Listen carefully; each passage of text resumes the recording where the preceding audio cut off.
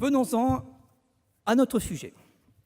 L'impact national de scénario de suppression de la taxe d'habitation sur les ressources du bloc communal, avec en miroir, bien entendu, attention, les départements.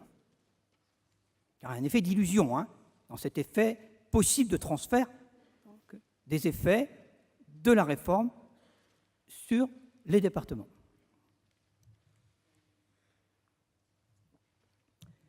Il faut choisir entre les différents scénarios possibles.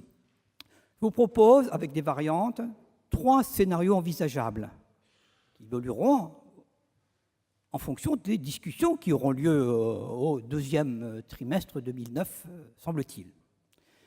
Le scénario 1 passe exclusivement et anticonstitutionnellement, vous savez, je l'ai utilisé, le mot le plus long de la langue française, par une compensation de la suppression de la taxe d'habitation, simple compensation que j'appellerais CSTH, non indexée.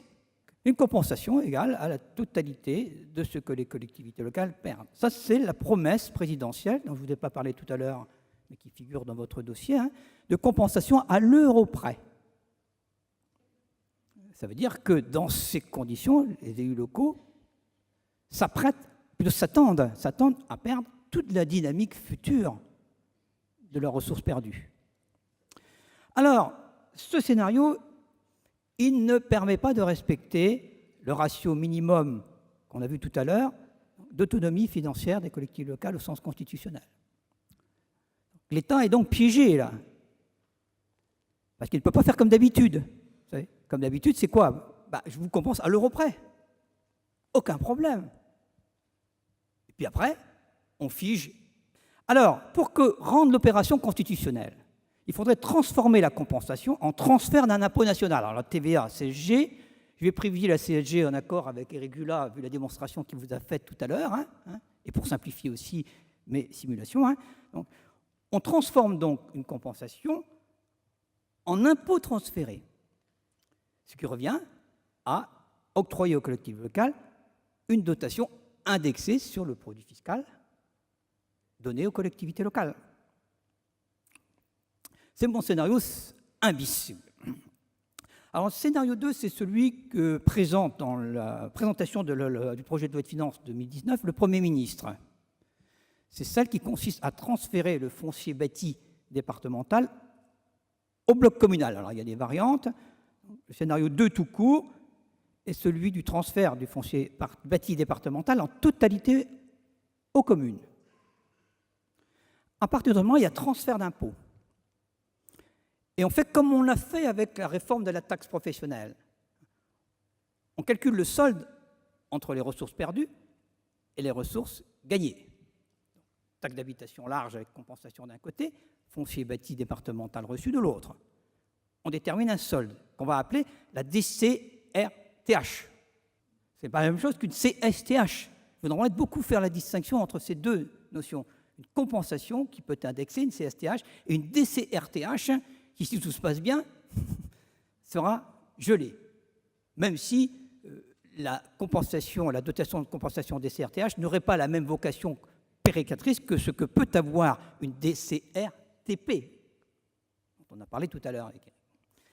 Alors, dans ces conditions, vous voyez, il y a transfert d'impôts interne aux collectivités locales, détermination d'une CRTH figée, qui peut être négative individuellement. C'est la raison pour laquelle, qui viendra donc une alimentation, une contribution à un fonds national de garantie individuelle de ressources, qu'on va appeler GIR, souvent pour simplifier. Un scénario 2 bis apparaît qui voudrait que le partage du foncier bâti départemental soit effectué entre les communes et les groupements. Pour les départements, c'est la même chose. Ils perdent tout leur foncier bâti, mais qui se distribue entre les communes et les groupements. C'est un scénario 2 bis. Un scénario 3 a déjà été évoqué, donc je l'intègre dans nos simulations. C'est celui où non seulement les départements transféreraient la totalité de leur foncier bâti au bloc communal, mais aussi la CVAE aux EPCI. Alors, je ne dis pas que c'est un scénario qui tient la route, car je connais assez bien les départements pour savoir que, bien sûr, ils vont se défendre bec et ongles pour ne pas perdre autant d'autonomie fiscale, au sens des bases ou des taux. Mais en tous les cas, ça serait tout à fait cohérent avec ce qu'a dit le Premier ministre lors de la présentation du projet de loi de finances, quand il a dit que tout le foncier bâti départemental irait aux communes et que les groupements recevraient, eux, se verraient affectés une recette dynamique, dit-il, donc une CSTH indexée sur un produit fiscal national, par exemple, mais il rajoute cohérente avec leur mission. Qu'est-ce qu'il y a de plus cohérent? Et je ne parle pas contre les départements là, mais je parle juste d'une certaine logique, pas celle de la négociation, bien entendu. Une certaine logique. Oui, une CVAE, c'est logique avec les missions économiques des groupements de communes. Donc c'est un scénario qui pourrait très bien répondre à la logique gouvernementale.